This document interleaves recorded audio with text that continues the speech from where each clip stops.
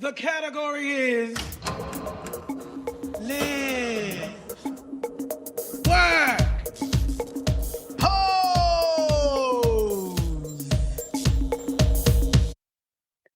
Greetings, salutations, and what's good? We are back with Who Gave Us the Mic. It is me, one of the dark-skinned saviors, and in the words of my immortal cousin, main character energy. I'm the host, Azari, and with me, as always, we have two of my friends here. King Leo, say what's up to them people. What's up, y'all? How's it going? This quiet storm voice you've been developing over the first season, I don't know quite how to feel about it. Beautiful microphone. It just makes me sound like a radio host.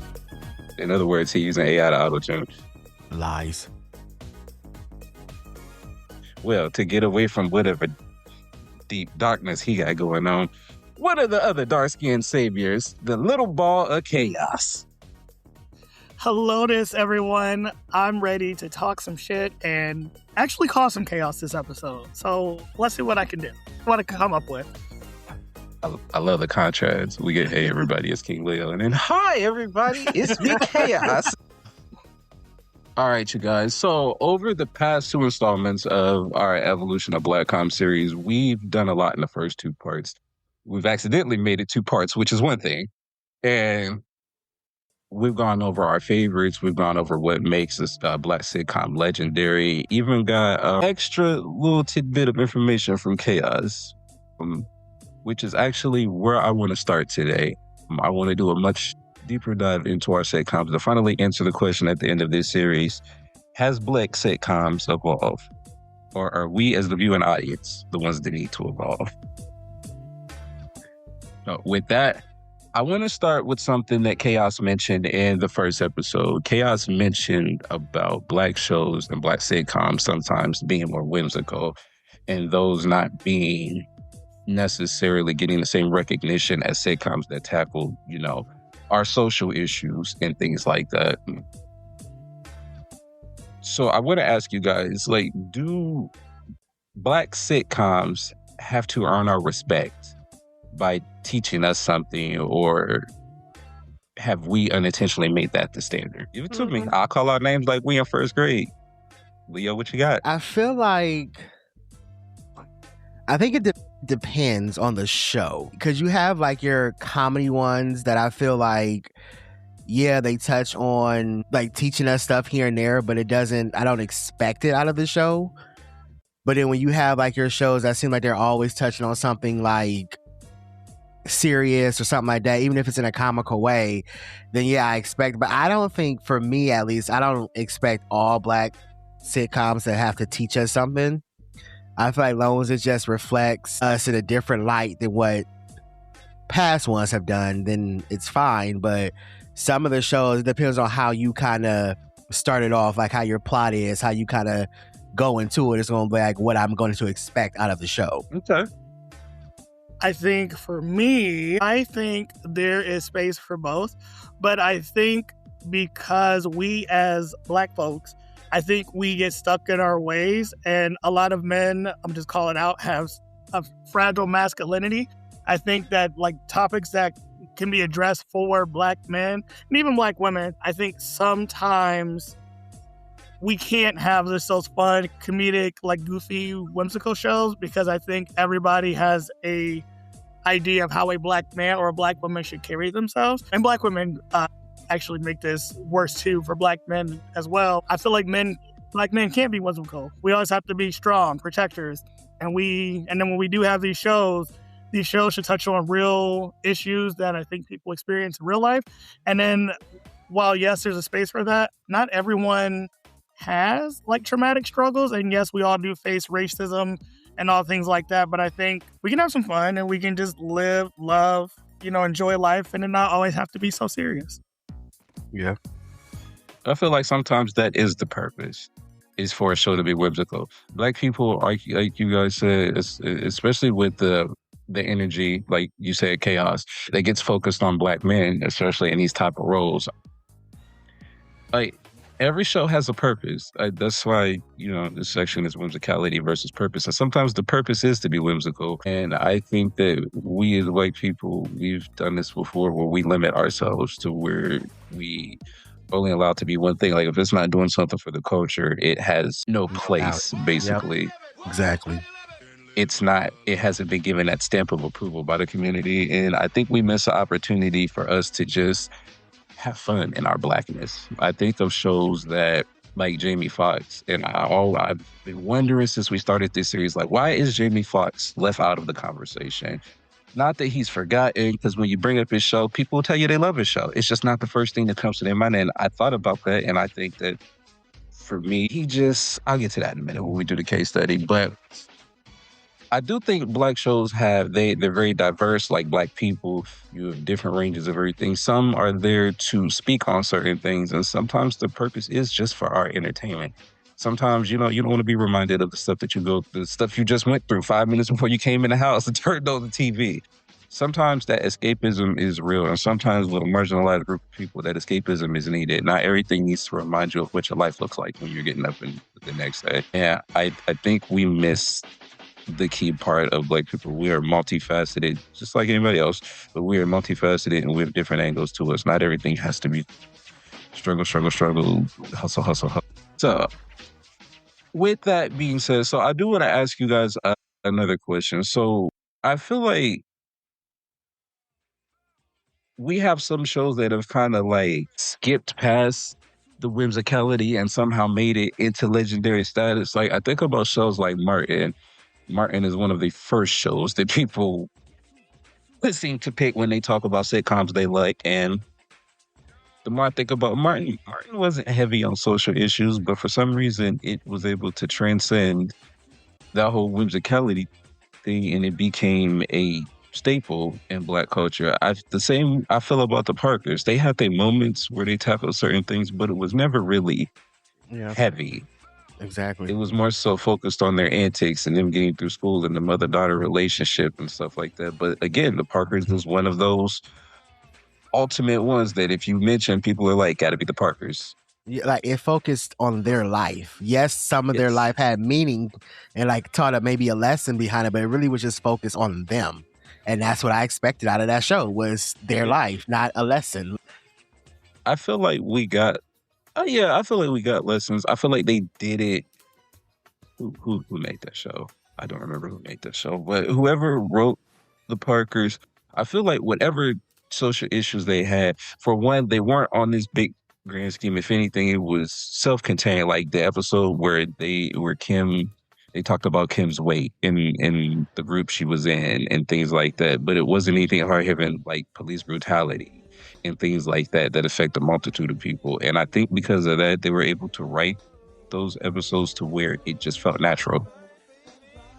Kim just happens to be in a group, and it just so happens that one of the people trying to sign them is trying to replace her with somebody skinny. And that issue naturally just flows into the episode. Yeah. I think with something when you two were talking with Martin and the Parkers, yes, they didn't really talk a lot about a lot of social issues, but I think people could relate to them in an aspect of like, I don't believe Martin was like very wealthy, and we know the Nikki and Kim were just getting by. Hell, they mentioned it a few times in the shows, like, oh, I paid off my credit card with this credit card, I did this, and I moved this around, and a lot of people can relate to that. And so you're like, oh wait, Nikki just like me, and she's enjoying life and having fun. So like, I feel like you see yourself, but then you're also like, okay, I can see some funny situations, things like that. Yeah, even if they're exaggerated, because how many people are single parents that had to like essentially put their life on hold to, make sure that their family and their child was good, and they're picking up later in life trying to get back some of those things, they put on hold. And that might be it. Maybe that's it. The key is relatability. Mm-hmm. But see, though, I don't know. Maybe Jamie's aspirations were not. He was, I don't know. It's hard. I feel like Jamie Foxx is maybe relatable, but less relatable maybe in that aspect. Jamie Foxx wasn't, to me, it wasn't. I watched Jamie Foxx just to laugh. Like I didn't really watch it honestly to be like, oh, I'm about to I mean, I'm not going to say they didn't have any like hard hitting episodes that maybe did teach us something or that did show us maybe everyday struggles, possibly, of owning a business that's not doing well. But again, I wasn't watching it for that. I literally was just watching it just to laugh. And sometimes it wasn't even funny, but just to laugh. See, I feel like that's okay. I feel like not everything has to make us think. Sometimes we're tired of thinking. Sometimes we just spend all day thinking. And sometimes we just want to turn it off for a second. And enjoy it, yes. It's okay. We have other shows too. When I think about the deep cuts that are like the Wayans, that was another one that I think was more about, and it's the Wayans. Of course, they're about laughs and making us feel good. But again, because there wasn't like a strong plot that revolved around something season to season, I feel like it just sometimes gets forgot about. Yeah. So I have to ask you guys, so when you watch a Black sitcom, what is the first thing that you personally use to judge that sitcom? Ooh, I don't even know. I think What's the same? I think maybe for me, like starting out, I guess representation and some facet of it. I mean, I want the cast to be diverse, and I don't mean like, mixing other races in it. I think more of like, is there a good amount of women in the cast? Are they, compared to the men? Are there queer characters? How are those queer characters represented? The comedy in it, is it smart comedy or relying on like corny stereotypes and things like that? I think those are a few things that I think about when I like watch Black sitcoms or start them. I know a lot of times for me, it's you hold my attention. First off is how many I want to see the diversity too. But if you don't have the diversity, what are your storylines about? So that's why when it comes to watching it for me, I'll watch like maybe within the first couple episodes, I'm gonna know if I'm gonna like it or not. Yeah. So I'll watch it like, okay, so you're not really that diverse, but you're holding my attention so far. But then like, as I get in, can I sit comfortably through 2, 3, 4 episodes straight and just still be intrigued? That's what I look for. Because you have some that I feel like that they'll kind of catch your attention, but then it starts to die off. Yeah. Like as we get into more episodes. So like they lose the plot. Yeah. Like it just like at some point maybe they switched writers right in the middle of the season. I don't know. Like it just completely changes. Like I think sometimes having different people, because they don't all write the same episodes, and sometimes if there's like a pickup with a storyline, that person isn't writing that, and so that's where you get different tones. Be consistent. If a person starts a storyline, let them finish it the way they envision, just for some type of cohesion. I do. I feel like not the shows need to have storylines. Like just because it's whimsical doesn't mean you can have whimsical storylines. Not every storyline doesn't automatically translate into what has this person suffered and is going through. Storylines can be anything. Growth. Look at Living Single. They had their struggles. The episode where Regine got mugged and the girls had to deal and confront their safety, especially after their house got burglarized in the same episode. They did episodes like that, but again, Living Single is one of the greatest of all times. You can ask anybody. But again, they had episodes where they tackled certain things, but it was really about the group of friends trying to navigate professional lives, love, and adulthood. And even as a kid, that was still one of my favorites. I ain't know shit about adulthood yet, but I knew what I wanted my friends to be. And them and the friends of Noah's Ark were probably like my two inspirations for like, okay, this is the type of group of friends. This is the type of energy I need when I finally start making friends. I think for me, it's purpose. When I watch a show, I mean, usually by the time I watch a show, I get a feel like a different world. I know you can expect something every other episode. And that's when I look for, did it make me think? For things like Martin and stuff, just did I laugh? Yeah. That was the purpose. Yeah. Did you make me laugh? Yep. Same with the Jamie Foxx show. Was it funny? That's what I expect out of those shows. Like to laugh and, be cracking up, can't breathe, hyperventilating type laugh. Yeah. I don't watch Jamie Foxx and be like, okay, so Jamie, what you gonna teach me about the world today? No, they have other shows for that. I feel like if we try to make other shows, all Black shows, fit the same criteria into the same bubble, we don't have anything left for to feed any other part of our soul. Exactly. So That being said, so we have a couple exceptions to the rule. However, they have gotten by with it. And then we have others that are just lost to time, I guess. I guess when people bring them up, they still remember them and they remember them fondly, but they're not the first things they think of for whatever reason. So I want to jump into our first case study. So we did mention Jamie Foxx show a couple times, and it's now time for us to determine how we feel about the show as a whole. So in our first case study, for the audience, our case studies, we picked specific shows and their episodes or storylines that we felt deserve to be talked about, whether they be good or bad. And we're going to rank them based on how we feel about them currently today.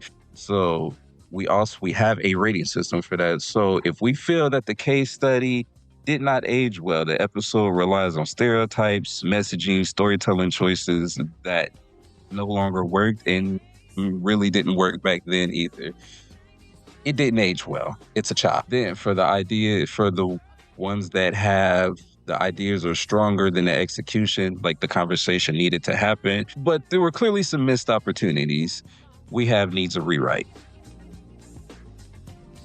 And then we have needs context for next. The episode reflects what the time was, what it was at the time. Some elements probably feel uncomfortable today, but we understand that was the social climate that we were in at the time. So needs context.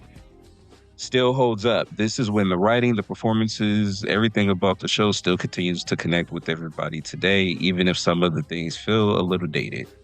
And then ahead of its time, self-explanatory. Everything has aged well. It still more than ever applies to what's going on today, and no notes.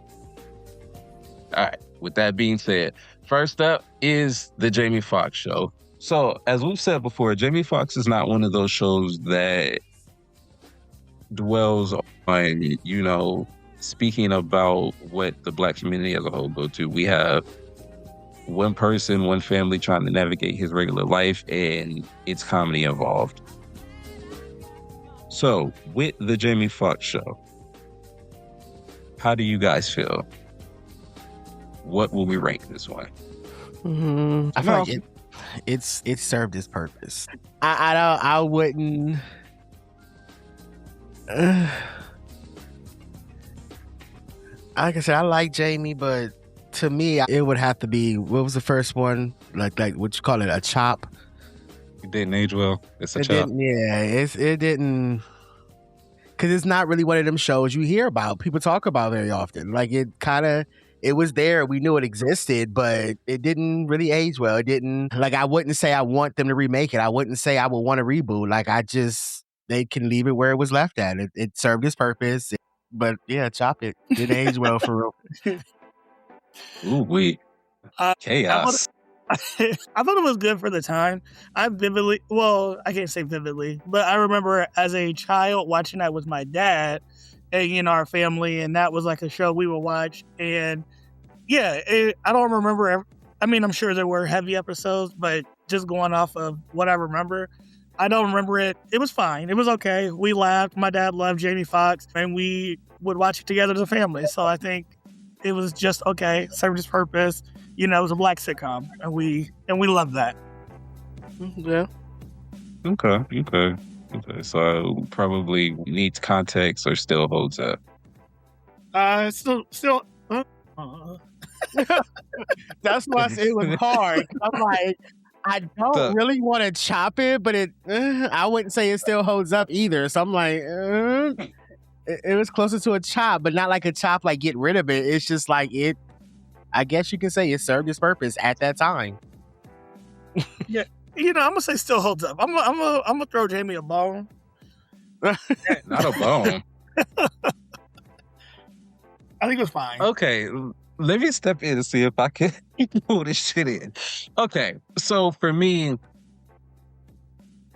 I think Jamie Foxx I think it's one of those shows where, especially in the time it was in, and for Black sitcoms, like you guys said, it served its purpose. But I think it served its purpose in a way that Jamie Foxx came to entertain. He entertained. Not only did he entertained for 5 seasons, which is not common for a lot of our sitcoms. There's only a few that I could think of, especially in that era, that made it to 5 seasons. What, Fresh Prince, Martin, Living Single. I think the big ones that come to mind. Yeah. And I think with the Jamie Foxx show, it had a concrete beginning. We watched the story, and then it bookended the series when it went off air. And I think for me, Jamie Foxx show, I think it's ahead of its time. I think for a whimsical black sitcom to make it 5 seasons, it's a landmark, and it needs to be acknowledged. Whether it's acknowledged in every conversation or not, I think Jamie Foxx is one of those shows that we have to give its flowers to, because it made it to syndication. That's that 5 season milestone where they make it to 100 episodes, and syndication does a lot for all people involved in the show. And I think that was his goal, and I think he made it that goal. They went off the air because they were ready, not because the network forced them to. And I think that speaks volume about the type of show that it was, especially in the type of climate that it was in. So with them being able to persist through that, especially not having such strong social context, I think it was ahead of its time. It did what it was supposed to do, and then it bowed out gracefully when it was time, instead of trying to hold on and struggle through future seasons like some shows have. Well, that's what I want to ask you then. So do you feel like it needs a rewrite? Because, and I'm asking that in context of, do you feel like if they was to come out now, same writing, same everything, do you think it would have done as good now than what it did back then? That I'm torn on, but yes, it could. But, and we'll get into this later on in the episode, but I do think that it's up to the audience too. I do think the audience and the masses have a lot to do with the type of things that we are allowed to see and the type of things that get a fair shot. Like, Jamie Foxx could have a fair shot at being what is it? Because, I mean, again, it was a whimsical show that was focused on laughs. We've seen Jamie Foxx, even after he recovered from his illness, he's still very much funny. I think he could very much be funny again. It just would we be receptive to it? We would have to be open to that type of show. I think about what the Grand Crew could have been had it been given time to, fully find its footing, but I don't think we were open to that because of the type of things they were essentially attempting to talk about. I think it could be a little, I guess, generational. We being the new adults, I was actually surprised that you mentioned Grand Crew, so I'll use that as an example, that didn't go as far or didn't get as many seasons, just because I felt like it tackled a lot of important issues and issues within the Black community that people are like healing from. Like, they talked about, going to therapy. The men in the show weren't like always portrayed as like real macho men, but they were able to express their feelings, have, all that, and lean on each other and have that sense of brotherhood with amongst the men group. And even Nicole Byer, she was there. I think she was like the main character's sister. I feel like it touched on a lot of good themes that, we as millennials like to heal from and, kind of overcome with our parents. But I don't know.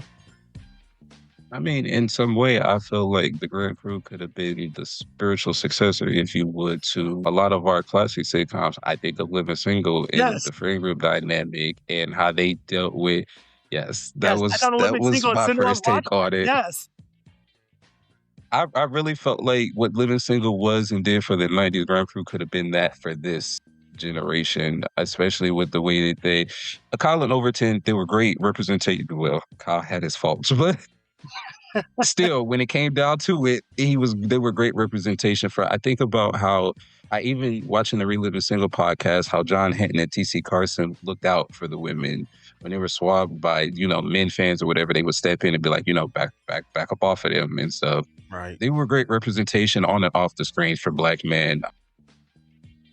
And I feel like Grand Crew could have been that for this generation, not just men, but, Black people, Black professionals, Black friend groups in general, especially with, you talked about therapy and men, especially with the way that they addressed men's mental health. We had men go into therapy. We had Black men Black men that are actually saying, I'm not okay, I need to go help. And for us, that came with a lot of shame in our community. With the way they're trying to force people back into old ways, we're starting to get back into let's make men damaged again. with the things that they choose to, like, I'm gonna say bully them about. Again, it goes back to that whole people want men to be vulnerable, expressive, and human, like, but they don't offer them the spaces to be. And I feel like the Grand Crew, whimsical show or not, still don't know what it would have been, or it could have been a blend of the two. I think some shows have done that perfectly, but I think it could have furthered those conversations about men, and especially boys growing into men, their mental health and their mental well-being. Yeah, I really think that if it wasn't cut short, we could have had one of those impacts again. But again, I think that boils down to, were we open and were we ready to be receptive to something like that? Because again, in this day and age, we're trying to push men back into that toxic mind frame of, oh, ignore everything, you're fine. Yeah, all the time. So, I mean, all in all, I think I would still stick to it being ahead of its time. I think I stand on that. All right, so I want to ask you guys, as creators, so we talked a lot about whimsicality versus purpose. You know, do you have to always try to make a stance for the community with every single thing that you do? So I want to bring it back to you guys as creatives, Black men, Black queer men that are out in the community.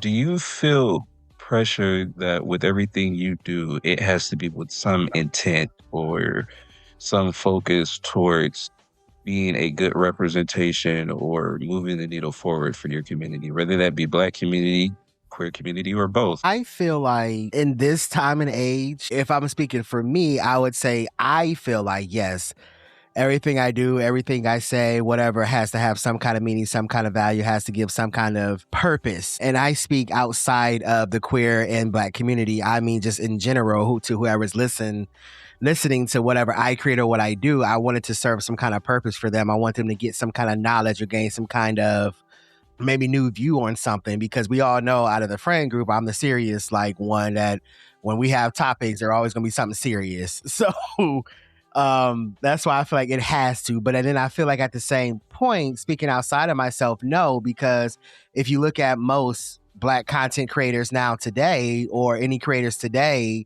whether it's content creators, movie writers, they really just, people watch it now, it seems like they don't watch it anymore for the learning, the lesson, or gaining knowledge. They watch it because it intrigued me. Did I find it interesting? Is this funny? Is this, I guess what I'm really trying to say is just, it depends on the person if it has to have that type of value or not. But as far as like what you're trying to depictate, if it's specific for the Black community, it's specific for the queer community, then make sure you're hitting on queer and Black topics. I hate when they come out and they say, oh, this is about a queer relationship. But yes, there's a queer relationship, but y'all hitting on everything else, and it seems like we get the bare minimum about their queer relationship. Like, I've seen little skits and stuff people will post on YouTube and stuff like that. I'm like, okay, that was cute, but you literally gave me, it was maybe 20 minutes long. You gave me 5 minutes of their relationship, and the other 10 minutes was just bullshit that each person dealt with individually. Like, give me the whole circle. Give me the full concept of the queer and their struggles, not just their struggles. Chaos. For me, just progressing to being someone that's an advocate for my community here in Cleveland, I think, yes. I feel like in my personal life, just kind of what I do outside of here, you know, my organization, MQA, go follow us, shameless plug. But as I'm out in these communities, I feel like when I'm at work, and I thought you was about to say, since I'm out in these streets. That's for after dark. After dark. Says the married one. Right. I do. I feel like I do feel like I have a responsibility to show up and stand out, because I was someone that never really spoke out for our community. And then when I moved to Cleveland, I met, some amazing people like Avery Ware. He's someone that always comes to mind. He's a big advocate and proponent for Black folks here in Cleveland. And he does a nice job of balancing like just very serious like conversations, talking about I just blanked out. About just racism, institutionalized racism. That's what I want to talk about. That, but then also just having fun and just being Black, queer, and having that joy. So like personally, yes. And then I guess as far as, I mean, I don't write TV shows, but like in TV shows, King Leah was mentioned in it. Yeah, I love when TV shows, show Black queer representation, but shows it in a positive light. And we're being represented, but I think I'm always pushing the envelope for more Black queer content because I don't think we get that a lot, and we're not a lot at that space, unfortunately, a lot of the times. Yep, fully agree.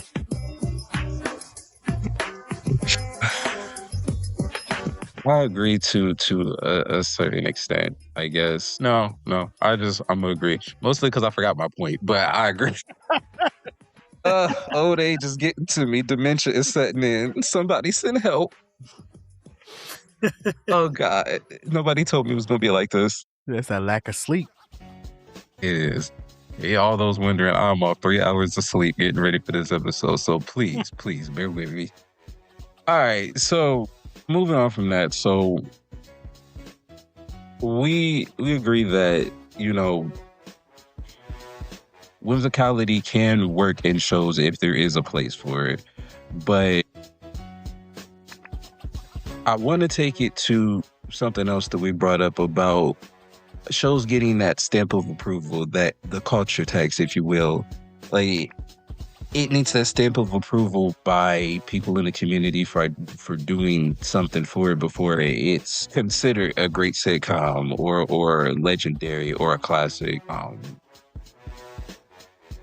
So again, we asked ourselves, like, do we feel responsible as Black queer people to carry responsibility? And I mean, yes, I feel that it's pressure, and I remember my point now. I feel that it's pressure, but I feel like it's pressure that if we choose to make that ourselves 24/7 and we choose to make that our purpose, that's fine. I feel like other people don't have the right to force that onto you. Yeah. Especially because I could then in turn ask them, if you're so worried about what I'm doing for the community, please explain to me, what are you doing for the community? A lot of the people I feel like that want people to represent them and stuff are also the people that sit at home doing absolutely nothing, probably don't go out and vote, all these other things. So you can't rightfully ask that one Black, brown, or queer person what they're doing to help your struggles when you yourself aren't helping your struggles or anybody else's. That's my feel on it. I feel like you have to just let people be people sometimes. Sometimes they might want to tell a story that moves the needle forward, and sometimes they might want to tell a story that just entertains people, and I feel like that's okay. You have to let people explore all facets of themselves. If you really want them to be creatives, you will burn people out that way. Yes.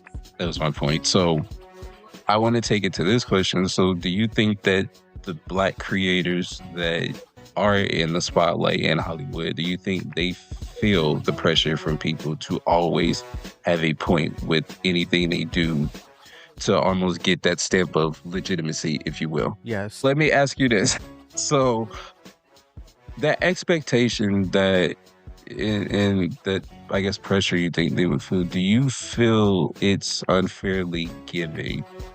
Or do you feel like it's fair for the community to expect all Black creatives to at least do something for the community because of how limited Black and queer representation has been in the limelight? So as far as that, I think it depends on the Black actor, activist, whatever, because some of them, yes, depending on how your presence is in the community already, how people are looking at you and stuff like that, I would say sometimes, but it's still unfair. I definitely think it's unfair to expect that from anyone, because these people are just doing maybe something they love. Now, when it comes to like activists in the community, that's different. But if we're just talking about like actors and writers and things of that nature, or like in the Black community, it depends on definitely how you or how they kind of like portray themselves or their followings and stuff like that.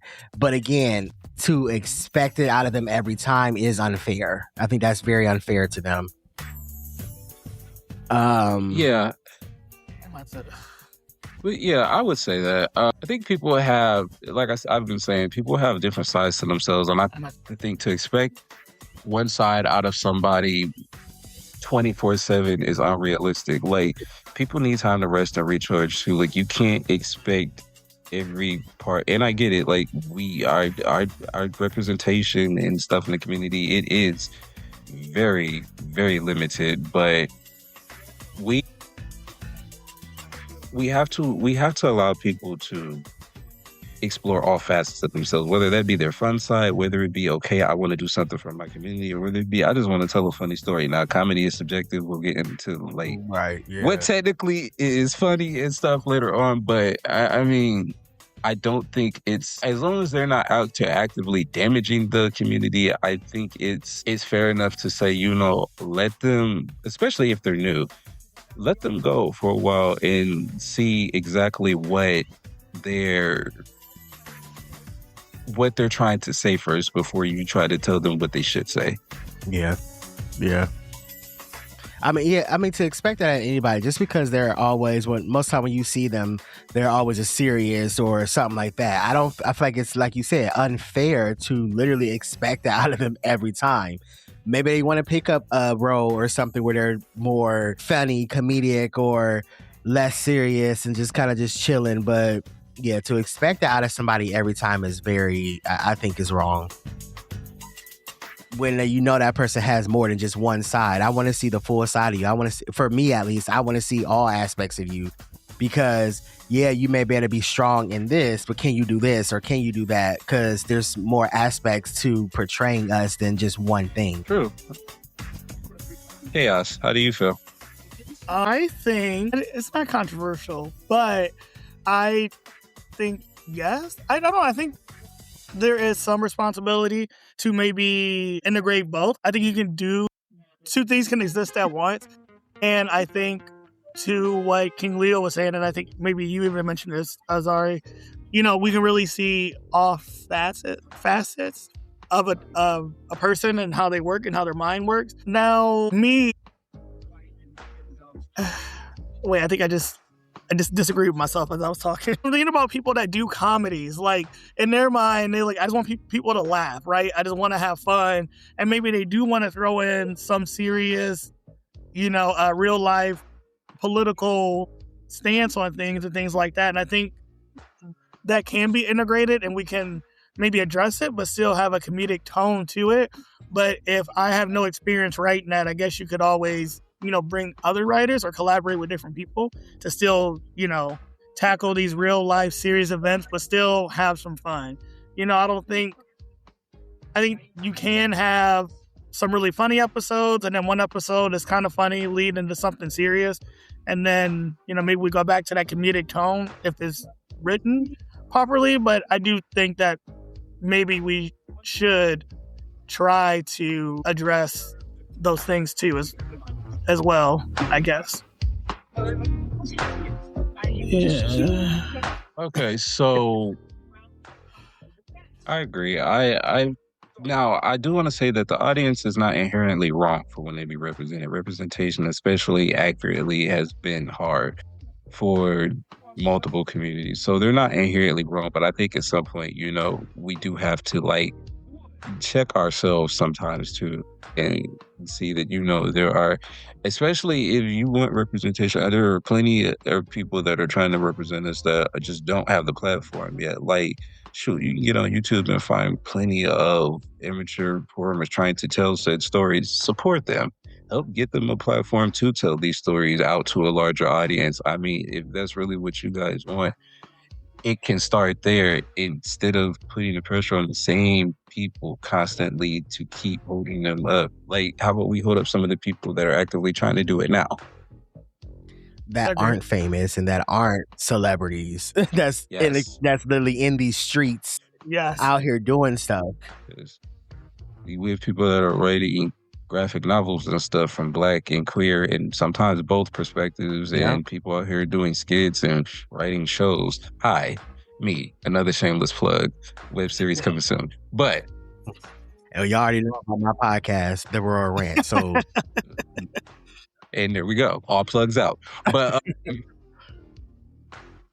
like find those and listen to those stories. I'm not saying you can't reasonably expect the people already established to do better, but to expect all of everything to be from them. Like, we'll get to the creator of Noah's Ark. I feel like he's been single-handedly carrying Black queer representation for the last 25 years. But I mean, we can uplift other people and platform those stories too, and give them the voice that they're actually actively trying to get, instead of always circling back to the same people, drawing every ounce of soul we can from their body. So I want to move along to something that we touched on earlier also, which was we're going into representation. And I want to talk about the representation of Black masculinity. We've had depictions in the 90s, especially of fathers, Black professionals, the provider, disciplinarians. You know, we even had the comic relief and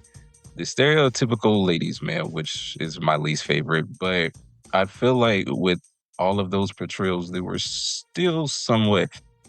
immediately that comes to mind, I think of Frank Mitchell from Moesha. Like, he was a father, he stayed, he raised his kids, he was a single father for some time, but I also feel like he suffered from some of the same stereotypical faults of that they tend to write in toxic Black characters or stereotypical Black characters. I think of the storyline where I'm kind of funny on that because him and his wife were separated, but they framed it as he cheated on her. That's a little weird to me. But so when you guys think of the most like memorable Black man in sitcom history, like who is the first that comes to mind? I know I said Frank from Moesha, but one of the first that comes to mind is definitely Uncle Phil from Fresh Prince. Yep. That's exactly what I was about to say. Uncle Phil is the first one that really pops into my head as far as like male father figures or just male Black sitcom person, period, is Uncle Phil.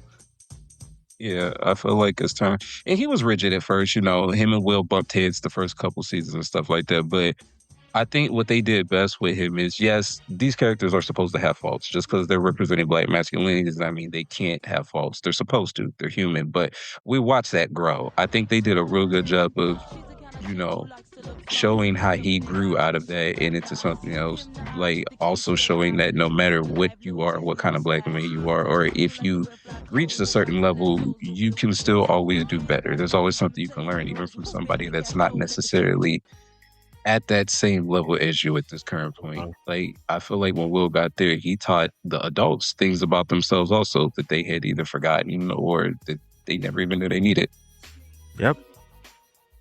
I want to go a little bit in a different direction. Because I think you're right. When you think about dads, you go Carl Winslow, Uncle Phil, Frank. But That was my second one, Carl Winslow. I want to talk about my man, Flex Washington from 101. I don't know. I think maybe it's also, I was looking at the case study where you mentioned William from Girls Friends. Flex Washington, you know, he was like that.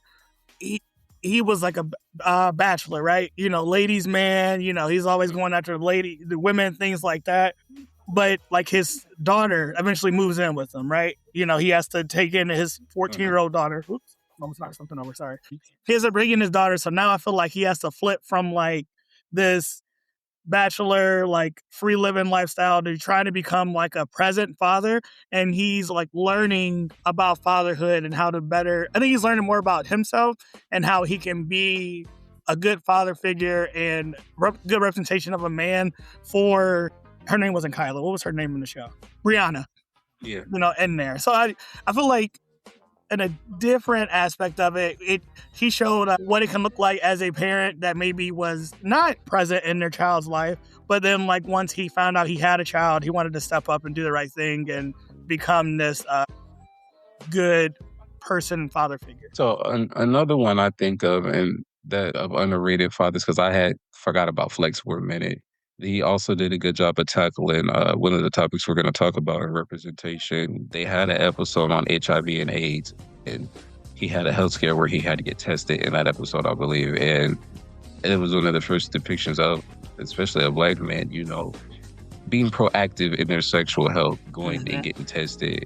and stuff. So I do think they handled that well. Another one I feel like, which brings us to our next case study in Girlfriends. This is actually a story arc. This is between Maya and Darnell. This is the storyline where Maya actually cheats on Darnell. I think it's between seasons 2 and 3. I want to talk about this one because, you know, when people discuss Black masculinity, the conversation also focuses on fathers and husbands.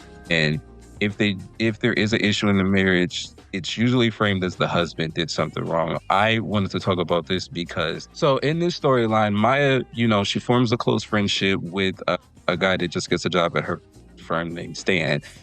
This is after, you know, she's having some issues in her marriage with her husband, Darnell. She wants to go back to school. He's trying to open a business. He don't think it's the right time to do both. So she's feeling away, and because she gets some male attention from him, she has issues, you know, letting it go when it crosses a particular boundary. Now, they frame the whole episode as she emotionally cheats. She doesn't, even though in the storyline, she does end up kissing the guy. So it's not all emotional cheating. She did end up physically cheating. But I like this. I wanted to talk about this because it subverts the expectation that when there is infidelity in a marriage, it is primarily, especially when it's depicted, it's primarily the guy that ends up stepping outside of the marriage. And in this one, we actually have the woman who steps outside of the marriage. So, but even with this episode, I still feel like it had, I feel like it's about a lot of girlfriend episodes that try to tackle certain things. They start off really good and then they miss the mark. So as far as this one goes, we're going to take it to our discussion scale. How are we feeling about this particular storyline? The one from Girlfriends, right? Yes. I think this particular storyline, I mean, it's a woman-centered show. Well, yeah, it's a woman-centered show, and I felt like it was written for women, obviously. But I like it because I think, you know, even in today's standards, whenever a woman, you know, you're right, whenever you think about cheating, it's usually the man. And then when a woman cheats, I don't remember how this episode went, if I'm being honest. But I feel like now in current times, women will still rally after women and maybe not so much call their woman friends out. And they'll still find some way to blame the man somehow in that situation. Now, I'm not siding with anyone in particular. I'm not saying women are bad or men are bad or things like that. But I think it's handled differently, and I think it shows that they talk about the differences between the emotional cheating versus physical. So I think men always cheat physically, and I guess women is more of an emotional thing. So I don't know. I feel like represents, like, I guess the women's side of it very well. But I just like the difference that it wasn't per se the man and him like physically cheating and getting some woman pregnant, and now he got a baby mama that we all found out about. So I don't like this storyline, if I'm being honest. So the premise is good. I feel like to subvert that with Maya being the one that's cheating, I feel like that was something you talked about, especially like you said, with it being a woman-centered show. But I feel like, again, with a lot of the Girlfriends episodes, when they do stuff like this, they start off good and then it ends up getting muddy. Like, they frame it as emotional cheating and they make sure in the story to remind you, oh, she only emotionally cheated. Like, that's... Yeah. Instead of, and even after she kisses him, it's still framed of, they still explicitly say emotionally cheated. And like, no, you kissed him, baby. He put his hands on you. He put his tongue in you. Y'all have crossed that line. It's no longer emotional. And can we stop specifying what type of cheating it is? Like, emotional cheating is still cheating regardless. It's not softening any blow. And I feel like they want to do that to it almost came across like women are only capable of emotional cheating. No, they're not. They're capable of all forms of cheating just like everybody else in this world. Mm-hmm. And I feel like they tried to soften the blow against Maya, and even in that episode they still framed it like it was Darnell's fault. She ended up with this guy because they were having issues with her wanting to go to school and him not being receptive to it, even though later on in the midst of her affair, he does end up being receptive to it and tells her it's not fair, and he apologizes, and she still doesn't end the affair. They started off good, and then they missed the mark for me. It just, like, y'all picked what some people would say one of the most basic forms of cheating, because I guess there's no physical touching. Even though she does physically touch him, y'all still frame it as it's only emotional, and it's because he did this, and this, and yes, after he finds out, he kicks her out. But yeah, no, I didn't like how this was handled. Like, it was almost like the socially acceptable version of a woman cheating to appease a certain masses. And if you're going to tell the story, tell the story. And once they cross that physical boundary, it is what it is. Don't try to go back and say that it's something that it's not because you forgot that you were supposed to make this woman likable. No. I give Khalil Kain praise for his performance though too, because of the way he cried and put her out of the house instead of him leaving, and he kept his son with him and stuff. Like, I do praise that aspect of it, but the rest of it, no, it needs a rewrite. So I remember this episode, and I feel like it started off in a good direction, but I agree. I did not like how they try to spin it and seem like, oh, she cheated emotionally, even though, yes, it was physically, but she cheated because of how he was reacting. Almost like it gave it an excuse on why she did it. And I'm like, it doesn't matter. Y'all, you was having a disagreement with your husband. Y'all was just disagreeing, like you didn't even give him time, and then y'all really spun it to make it seem like he was the bad guy in the situation when he was the victim. Yes, like he was the victim, and I did not like how they did that. And I'm like, even watching it, like, and thinking about everything that kind of transpired from the initial way they met each other all the way up into when they went out to eat. It's like, you don't even know this man. You don't know him from Tom, Dick, and Harry. You're sitting here telling him about your personal life. You told him you're married, and he still was like, okay, well, I still want to take you out. All the red flags was there. This man didn't give a fuck about you or your marriage. He was just trying to hit at the end of the day. Knew you had a child because you let him use a picture of your child in his interview. And why in God's given earth would a woman give a man a picture of her own child and like, here, use this to say it's your son? What? Yeah. And then went out, and speaking of going out to lunch with him, was at a whole lunch with him, and then didn't even realize that she didn't even know the man's fucking name. Like, girl. But why? And then another thing is, why would y'all go to a popular spot that you go to all the time too? Like, you set yourself up to be caught. Like, even though in your mind at the time, maybe you were thinking, oh, it's just an innocent lunch, but perception is key. And then your friends know you're going through shit with your husband. So when they saw her there, it was like, no, it ain't just dinner. Like, what are you doing out here with this man? And then she drugged them in the middle of it. Yep. And they still framed it as Darnell was wrong for the way he was mad at them. And it's like, no, Maya's wrong because he's mad because of a lie she told. Yep. See, But somehow this is why. victim. See, this is why my husband ain't allowed to have no friends. I'm the husband. That's terrible. He's lightweight joking, I do believe.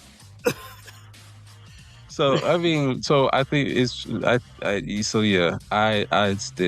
needs a rewrite. They could have handled that a lot better. Agreed. So I want to move along to a different part of our representation section: representation and identity. So we talked a lot about like queer identity and representation for Black masculinity and things like this, but there's also been representation for illnesses. One of the things in particular I think about is, for this one, I'm going to go straight into the case study. A Different World, they had the AIDS episode, HIV/AIDS episode with Whoopi Goldberg and Tisha Campbell. Tisha Campbell actually plays a student named Josie who ends up contracting HIV or AIDS from a partner her junior year of high school, the first time she had sex, which actually is going along with the B story where Whitley is actually contemplating having sex with Dwayne for the first time, and she's talking to Jaleesa and I forget the other girl's name, Kim, and they start talking to her about condoms and stuff. One particular thing that I didn't, it's not a big thing, but I didn't particularly like was the poking fun at Whitley for being a virgin. And she's in college, like that, like it's out of the realm of possibility, like especially back then, like people that just were out having sex, especially women, it was kind of looked down upon. So I ain't understand that. But in the episode, Whoopi Goldberg is the professor, and she charges the class with writing their eulogy. It's a public speaking class, and when Tisha Campbell playing Josie gets up there to give her eulogy, she says that she contracted autoimmune deficiency syndrome her junior year of high school after having unprotected sex with her boyfriend, and she basically dies that next spring. And it was heartbreaking to hear that she didn't expect to live the year. She was only going to make it to next spring, and the silence over the class. A Different World did a really good job of balancing humor and these strong subjects, but the reactions pissed me off from people wearing masks around her and things like that. And it took Mr. Gaines to break it down to people like, y'all don't realize that y'all are more dangerous to her than she is to you, walking around here breathing y'all's dirty germs all over her, and she's the one with the immune disorder. Right. So y'all are way more dangerous to her than she will ever be to you. Yep. So I'm not even gonna mix words with this. I think this was ahead of its time, especially for the time frame A Different World came out in, especially with the way HIV and AIDS was really destroying the Black community and the queer community. Like, I think they handled this beautifully. Yes, because nobody ever touched on that back then. Nobody wanted to talk about the AIDS epidemic. Nobody wanted to talk about how it affected the Black community, especially when, even coming out, everybody back then thought that AIDS, HIV, was a gay man's drug, a queer person's disease. And to find out that she had it and she was not a lesbian or anything like that, kind of like, yeah, I agree. Way ahead of his time. Like, I would have, like, that's stuff that they struggle talking about now, today. I was writing stuff down because I didn't want to lose my train of thought. Yes, definitely ahead of its time. And when I was listening to you speak about the episode, it got me thinking to a lot of things in current times. Yes. So the allyship, so important. It almost takes someone that is heterosexual, someone people respect, to be like, educate people on this, to be like, hey, yes, you're more of a problem, not problem, that's not the word I'm looking for, but you're going to cause more harm to her than she is going to do you. And I think a lot of times whenever we as queer individuals talk about this stuff, it falls on deaf ears, because you're right, King Leo. You're like, it's a queer person's thing, like that's because they're doing this stuff they're not supposed to be doing. Something that's very important, that, that's why allyship is very important to have that. But then also, I'm glad it touched on different things about, wearing condoms, practicing safe sex, because I don't know if they told how he got it. He could have had sex with a man one time, it was on a DL, and never came out. His mom could have had it, he contracted it from her. He could have been using drugs, and it's different things. I was about to say that.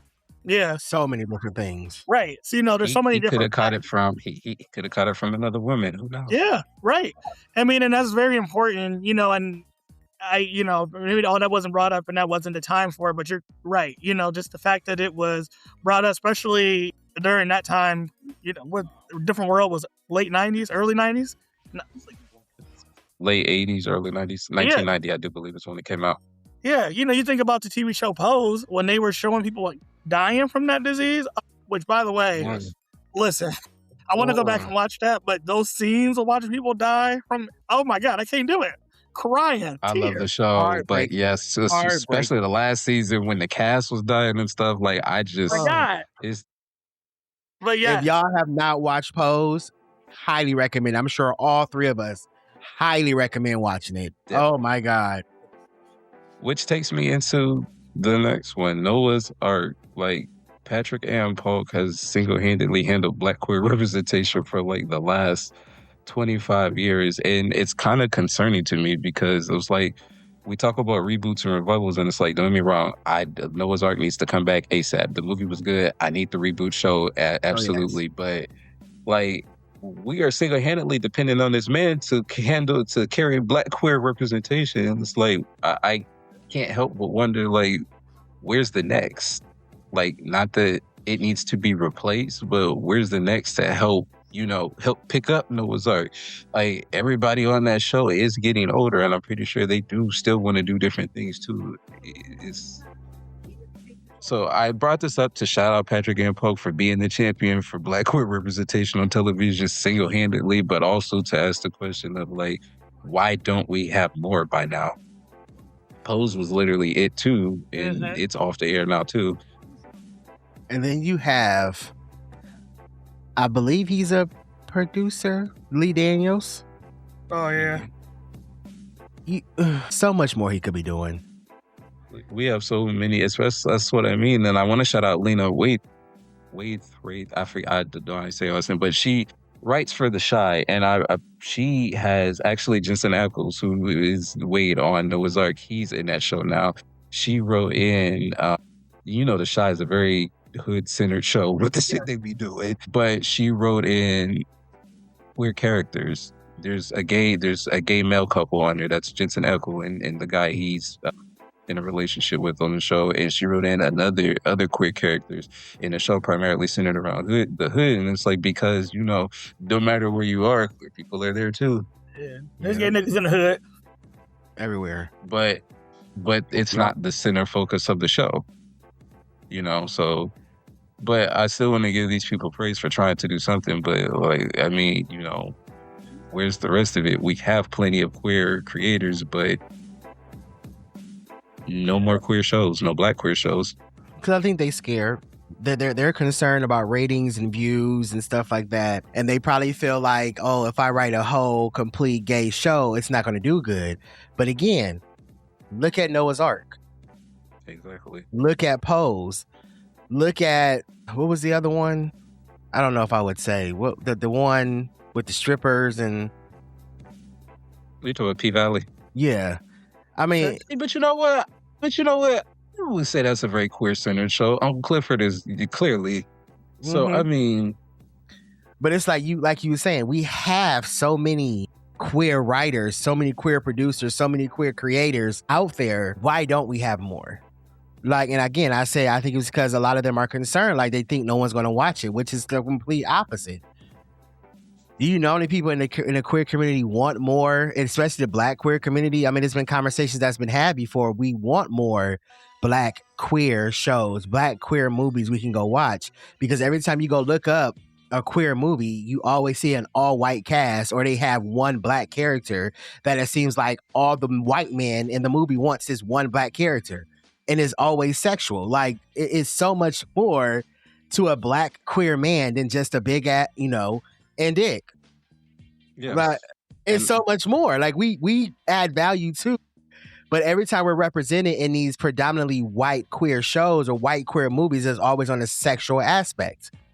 Hypersexualized queer gay Black men. I mean, and before anybody gets in the comments, we know there's other shows, but they're not positive representation. Like, who we supposed to look at? Zeus Network and Signal 23. Like, those are not positive representations. Edit that out. We don't even mention their name. Take that out. And I'll even take it to Tyler Perry. Like, Beauty in Black has some very stereotypical depictions of Black queer gay men. Like, I get it. Everybody likes the show. I haven't seen the show. I've seen the clips, especially the nude clips. I love the show. It's a good show, but I would not watch it for queer representation. I'm about to say the show itself, I guess, is fine if it wasn't, to me, branded as such a queer-centered show. Like, a lot of the main characters are queer Black men, but again, they're presented as these stereotypical, hypersexualized, messy, violent, aggressive individuals. And and for that reason, a lot of the community tends to overlook the obvious faults. Like, they have so much to say about Tyler Perry's writing, but they love Beauty in Black despite its stereotypical depictions of Black queer gay men. Just because and then they think about that though too. He hasn't, and maybe he doesn't need to address this, but I feel like when you have a person who's on your show who is playing a character sleeping with men, and then they go on their Instagram and go on this homophobic tirade, you kind of need to do something about that, especially when the representation on your show is already not stellar at best. Right their ass right off. You would have got written out real quick. This is the same guy he had in the latest Medea movie. Or not the latest one, but the one Medea movie that came out where the one girl got married. And he went on that whole tirade on Instagram about queer people not going into heaven, and he's a Christian and that, but you were playing a character that is prostituting himself with men. I don't know if the character gay or not. I ain't seen No. the show, but He's not gay, but he does. He's gay for pay. Put it that way. see. Yeah. So, I mean, and then to go on, and then that to just be on that whole tirade, and it's like, sir, nobody asked you. At all. Shake your dick on camera, make your money, and go the fuck home. Like, nobody asked you. That's not why they're watching the show. They're not watching the show for your philosophical moments. Trust me. It's just to look at you. Trust me. I did want to real quick, when we were talking, this goes in a little bit, we were talking about it's the cast in general. Just recently, last year, there was a show on Hulu called Mid-Century. Shoot, what? I just had it. Modern. Yeah, Mid-Century Modern. So they tried to frame that as like I don't think it was supposed to be like an updated Golden Girls, but that's what I got from it because they were like older. Like a gay Golden Girls. Yeah. I did too. Because they were older, they were middle-aged. So I think they tried to write a queer show, but from a standpoint of like middle-aged men. And yes, there was one black gay main character, and he gave a very bougie, I don't know, black gay. He gave me that he probably doesn't fuck with black The dude. black people. Black man. I'm not the only one that thought that. Okay. But I agree. they did at least have that show. So I think, and I think with that too could have been the writing. I think people were interested in that show, but yes, the writing, very what you said, King Leo. We had the one black character, and then he's written in this way. Now he's not like an aggressive, stereotypical gay in that manner, but he gave that he was like, I'm from the upper class. He was very Carlton from Fresh Prince of Bel-Air, not the reboot. Yes. Yep. Oh. So that's what I got from him. All right, guys. So before we take it out of here and close it out, I just quickly want to highlight, I think it's not a queer show, but it's doing a lot for representation. We talked about this in the previous part, but the Miss Pat show really did I looked up some of the reactions for how she handled how they handled the Sandra Caldwell, the transgender storyline on the show, and it received a lot of praise for how they handled it. And I actually had a chance to actually watch the episode, and I just want to shout them out, really, especially at a time now where trans people were under attack so bad. Like, y'all really did y'all's thing for representation in our community for that particular subject, because I think it's one of the hardest things to talk about in our community because people just have such nasty things to say, but they fearlessly said what they wanted to say and did what they needed to do. I just wanted to shout them out for that real quick. I didn't even know that woman was trans in real life. Never knew that. I didn't know it either until I looked it up. I was like, oh, well, shit. At first, I said, they just found a older black woman that didn't mind playing trans. And then when I actually did my research, I said, no. I'm like, she's really trans in real life. Like, did not know that. I didn't know it either. And I guess she's like, and this is proof of my by ignorance, I need to get out and learn more about my community. I didn't realize that she was a well-known trans figure in the community either. That was never knew that. news to me. All right, so guys, we talked a lot, especially over these last 3 installments. This is the finale. Everybody say, "Aw." Aww. So, what'd you say? What? What'd you say? I said, boom, boom. I thought you said bumper clot. I was about to say, what? Okay. So, I mean, we've talked a lot about Black sitcoms, the funniest ones. We've reminisced. We've even gotten to some deeper discussions about representation. And I mean, we can all agree, I believe that, we still have a lot to go, and we need to uplift new creators along with our legacy ones, so we don't lose our representation, especially our queer Black representation, because it's struggling. So Bad. it leads me to, our closing thoughts. As we close out this episode, I want to leave us with this final question I want you guys to consider. As we've gotten from the 90s, late 80s to the early to the 2026, do you feel like Black sitcoms have evolved or need to evolve, or do you feel like they've done their part? It's now time for the audience to evolve. I feel like they're moving in the right direction. There's still a lot of more space to grow and evolve more, but basing it off of how it was to now, it's getting better. It's still not enough, but it's definitely evolving, getting better. But that we definitely have it has a lot of space to grow. I agree. I would echo that. I think we could always be growing and doing more, pushing the envelope a little bit further as far as that representation. But I see great promise because you mentioned the Miss Pat show, and I think, people, if we have people like her and their writers and their teams willing, inspiring people to create more content and things like this and bringing about these conversations that we typically don't have in the Black community, I think we are moving in a good direction. So I would love to keep seeing us kind of progress in that way. Right. Agreed with stipulations. Y'all know me. Got to be the asshole. But I think we are moving in the right direction. I think Black sitcoms and Black shows in general are doing most, if not all, of the heavy lifting. I say that to say that if we want them to continue to thrive, again, like we said, it's at some point we have to let go of our expectations to some extent and let these creators create. And we have to evolve our perception and what we are willing to accept, or at least give a chance to, in order for them to keep experimenting, keep thriving. Like in order to push it forward, they have to explore new angles and new ideas. They can't do that if there's no avenue and there's no area for it.